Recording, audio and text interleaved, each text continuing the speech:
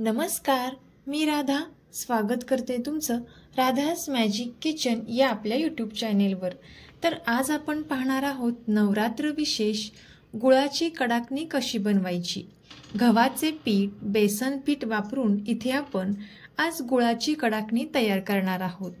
पण आज आपण रवा न वापरता एक असा पदार्थ वापरून ही कुरकुरीत कडाकणी कशी बनवायची ते पाहणार आहोत। तर यासाठी रेसिपी अगदी शेवटपर्यंत नक्की पहा। चला तर मग आजच्या रेसिपीला आपण सुरुवात करूया। तर सर्वात अगोदर इथे आपल्याला एका भांड्यामध्ये 1 वाटी बारीक चिरून घेतलेला गूळ घ्यायचा आहे। इथे आपल्याला हा गूळ एका किसणीच्या साहाय्याने बारीक चिरूनच घ्यायचा आहे आणि ज्या वाटीने आपण गूळ घेतला आहे त्याच वाटीने अर्धी वाटीला थोडंसं कमी पाणी इथे आपल्याला घ्यायचं आहे। लक्षात ठेवा, इथे आपल्याला पाणी खूप वापरायचे नाही। आता आपण हा जो गूळ आहे तो पूर्णपणे पाण्यामध्ये विरघळवून घेणार आहोत। इथे आपल्याला फक्त हा गूळ पाण्यामध्ये विरघळवून घ्यायचा आहे। एक 3 ते 4 मिनिटांपर्यंत इथे आपला हा जो गूळ आहे तो पूर्णपणे पाण्यात विरघळवून जाईल। गॅसचा फ्लेम इथे आपल्याला कमीच ठेवायचा आहे। तोपर्यंत जर तुम्ही आपल्या चॅनेलवरती नवीन आला असाल तर नक्कीच आपल्या चॅनेलला सबस्क्राईब करा आणि सबस्क्राईबच्या पुढचे बेल आयकॉनचे बटन दाबा, जेणेकरून इथून पुढच्या छान छान रेसिपीज सर्वात अगोदर तुम्हाला पाहायला भेटतील। आता हे तयार केलेले गुळाचे पाणी आपण एका साईडला ठेवून देऊयात। यानंतर एका बाउलमध्ये आपल्याला 1 वाटी गव्हाचे पीठ घ्यायचं आहे। त्यानंतर त्याच वाटीने इथे आपल्याला 1 वाटी बेसन पीठ घ्यायचं आहे। आता इथे आपण रवा न वापरता त्याच वाटीने अर्धी वाटी तांदळाचे पीठ घेतलेलं आहे। यामुळे कडाकणी खुसखुशीत पण होतील आणि कुरकुरीत पण होतील। त्यानंतर अगदी थोडंसं मीठ आणि एक अर्धा चमचा वेलची पावडर घातलेली आहे। आता आपल्याला हे चांगलं मिक्स करून घ्यायचं आहे। एक 2 ते 3 मिनिटांपर्यंत इथे आपण हे चांगलं मिक्स करून घेणार आहोत।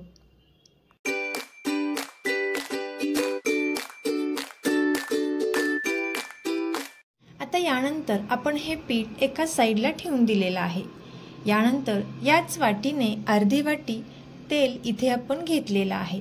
आता आपण हे तेल एका तडका पॅनमध्ये चांगले कडकडीत गरम करून घेणार आहोत आणि हे गरम तेलाचे मोहन इथे आपण या पिठामध्ये घालणार आहोत।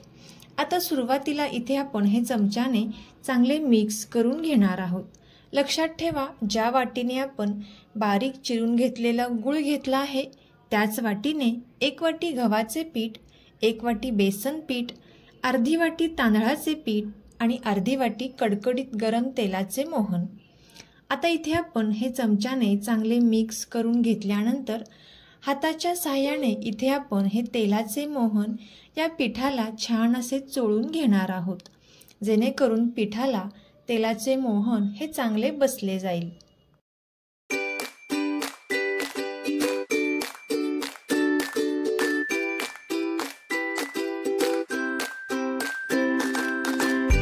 आता इथे या पद्धतीने पिठाची मूठ तयार होत असेल तर आपले हे मोहन छान असं बसलेलं आहे। यानंतर आपण जे गुळाचे पाणी तयार केलेलं आहे ते गुळाचे पाणी इथे आपल्याला एका चाळणीने गाळून घ्यायचं आहे आणि यामध्ये घालायचं आहे।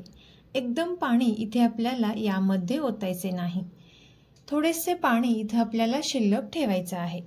आता आपण हे चांगले मिक्स करून घेणार आहोत।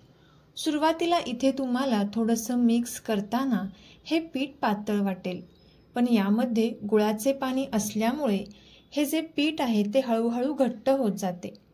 तर इथे आपण हे चांगले मळून घेऊयात। तर पाहू शकता तुम्ही, हळूहळू हे पीठ हे घट्ट येत आहे। आता यानंतर शिल्लक राहिलेले गुळाचे पाणी सुद्धा इथे आपल्याला यामध्ये घालून घ्यायचं आहे।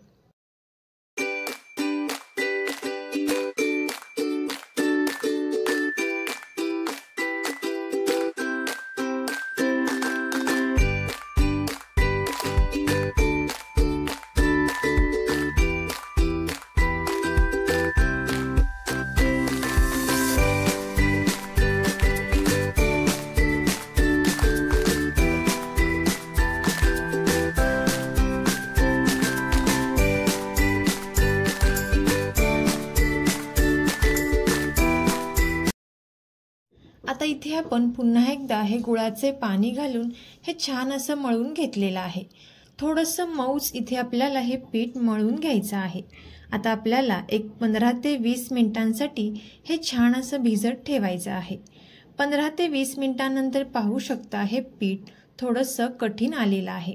पुन्हा एकदा इथे आपण हे पीठ थोडंसं मिक्स करून घेणार आहोत। अगदी थोडासा इथे आपल्याला पाण्याचा हात लावून हे पीठ चांगलं मिक्स करून घ्यायचं आहे। इथे आपल्याला जास्त पाण्याचा वापर करायचा नाही। पाहू शकता तुम्ही या पद्धतीने अगदी थोडंसं पाणी घेऊन इथे आपल्याला हे पीठ चांगले मळून घ्यायचं आहे। आता इथे आपण लगेचच कडाकणी तयार करायला घेणार आहोत। इथे तुम्हाला हव्या त्या साईजची कडाकणी करू शकता। इथे मी पिठाचा एक मीडियम साईजचा गोळा घेतलेला आहे।